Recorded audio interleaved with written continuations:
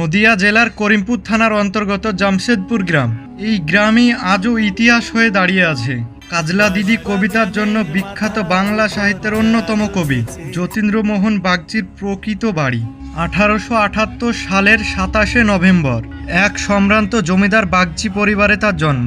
পিতা হরিমোহন বাগচি, মাতা গিরিশ মোহিনী দেবী।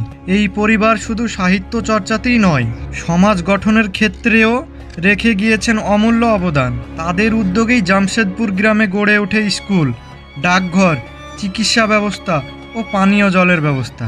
আজও জামশেদপুর গ্রামের মানুষ গভীর শ্রদ্ধা ও সম্মানের সঙ্গে স্মরণ করে এই বাগচি পরিবারকে। শিক্ষা জীবনে যতীন্দ্রমোহন বাগচি কলকাতা ডাব কলেজে পড়াশোনা করে অর্জন করেন BA ডিগ্রি। বর্তমানে কলেজটির নাম স্কটিশ চার্চ কলেজ।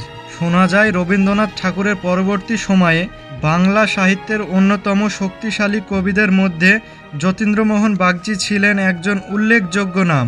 বিশেষ করে কাজলা দিদি কবিতার মাধ্যমে তিনি আজও বেঁচে আছেন বাংলার ঘরে ঘরে। এই ঐতিহাসিক বাড়িতে বল্লভপুরের রূপকথা সিনেমার শুটিং হয়েছিল। আজও জামশেদপুরের এই বাড়ি নীরবে বলে যায় এক কবি, এক পরিবার এবং একটি গ্রামের গৌরবময় ইতিহাস। এই বাড়িটা পুরনো বাড়ি নামে খুব পরিচিত। কিছুটা 100 মিটার মতো দূরে আরও একটি বাড়ি নির্মাণ করে, ওই বাড়িটা নতুন বাড়ি নামে খুব পরিচিত। ওটা আপনাদেরকে দেখাবো পার্ট 2-এ। তার জন্য আমাকে ফলো করে রাখুন।